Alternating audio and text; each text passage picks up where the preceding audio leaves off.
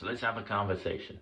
Let's have a conversation about something that I believe is very, very important, okay? And what I want to talk to you guys about is I want to have a conversation about obsession. Now, this is something I just realized with goals, right? We all set goals. I believe there's four levels of goals, right? There's four types of people. There are people without goals, okay? And those are the people in which you can tell them whatever you want, they'll do it. All right, those are the people in which, making $5,000 a month is a lot of money, or $10,000 a month is a lot of money because they don't have goals. And somebody told them that, hey, you know what? If you make $1 million, if you make $1 million a year, you're a million. You're a lot. That's a lot of money. But I was just doing the math, right? In 1975, if you had $1 million held the buying power of $5 million. What does that mean? That means that if you could buy, I'm going to use an example. Let's say, if a house goes for $1 million, right? And you can buy one house for $1 million, that same house in 2022. In 1975, you could buy 5 of those houses for $1 million. Hopefully you're not confused, because I confuse myself when I say that. But what's the point I'm getting at?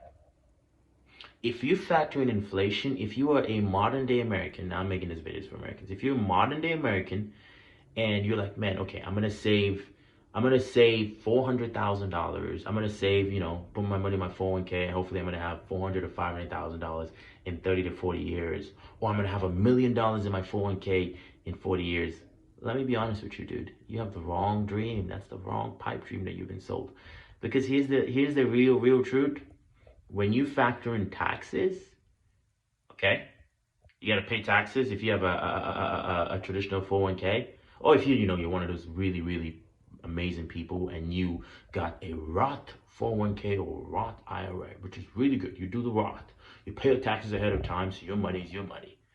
What happens in 30 to 40 years? What aren't you planning for? You're hoping the stock market will give you at least an 8% return annually, which is pretty good. But are you factoring for inflation? Okay? Because the people who have a 401k and IRA, I actually think they're actually doing better. They won't hurt as much as people who are just saving your money. Right? Save your money, man. Save your money.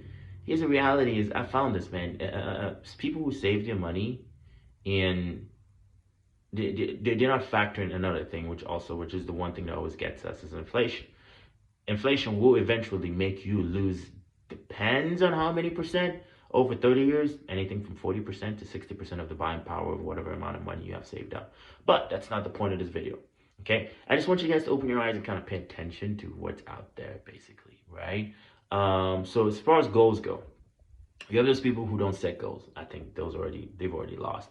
Because if somebody tells them, hey, you should aim for, 100,000 at 6 figures, they're like, yes, that's what I'm going for. Because somebody else told them that. They don't have a mind of their own. I used to be one of those people. Okay, I used to be one of those people. I didn't have any goals. And honestly, I just flowed with life. I just went with the flow. And the truth is, going with the flow, eventually you're going to go with the flow. And then 60, 65, 70 years will go by, and you're going to look back and say, what do I have to show? What do I have to show for myself? Hey, you might have beautiful kids who love you. Good. You might have a wife who loves you. Yeah. But those are the only people that know you. Who else did you impact in this world? Nobody. Nobody knows you. Because if people don't know you, you can't impact your life. Okay? So you have those people who are afraid, who don't have any goals. And then you have the next tier of people, which will be the amazing people who, one, they set smart goals. They set those really specific, measurable, attainable, reachable, timely, whatever goals, right? Here's the thing with smart goals. Is if I set a goal if I made 100,000 last year, and I set my goal to make 150,000, it is attainable. It's completely attainable. But the reality is this: the amount of effort I have to put between 100 and 150,000 is not that much. So my excitement to achieve 150,000 is not that much. Because the reality is this: if you ask anybody who's very competitive and tell them, hey, how did it feel like when you got to the top? It's only 15 seconds of feeling good. You don't feel good when you actually get to the top, because you're like, well, now what?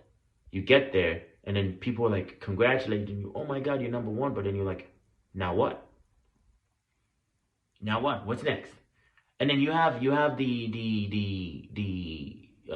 also now another added factor, which will be you get there, it's 15 seconds. People are congratulating you, but you're like it feels like game over, man. What's the next game, right? So when you set a goal of 150,000, if you attain that goal in a matter of 6 months, what's next? That's why I believe in I'm going to go to the next group of people, which is the next group of people, which are people who set unrealistic goals, unrealistic, unattainable goals. Because guess what? When you set an unrealistic, unattainable goal, you will always have something to look forward to, something to strive for. And the reality is you're going to feel bad sometimes, but you're also going to feel excited as well when you think about your goals. Because your goals are not there to depress you. People who say, man, if you set too big goals and you don't reach them, you'll be depressed. Those are people that don't understand the logic of goals. You see, your goals need to become your obsessions.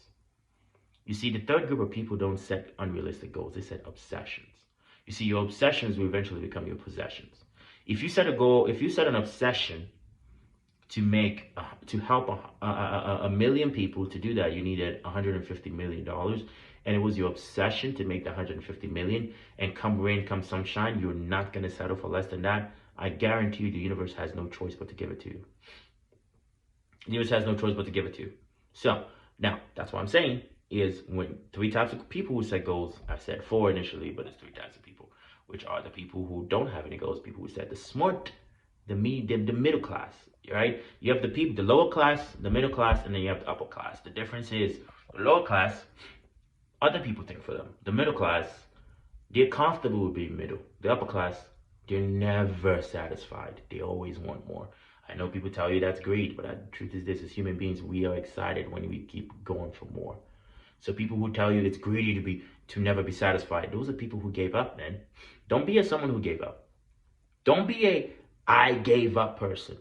You don't want your kids and your generation to be like, which I gotta say this. I don't remember my great-grandfather or my great-great-great-grandfather, because the truth is, no one really spoke about them.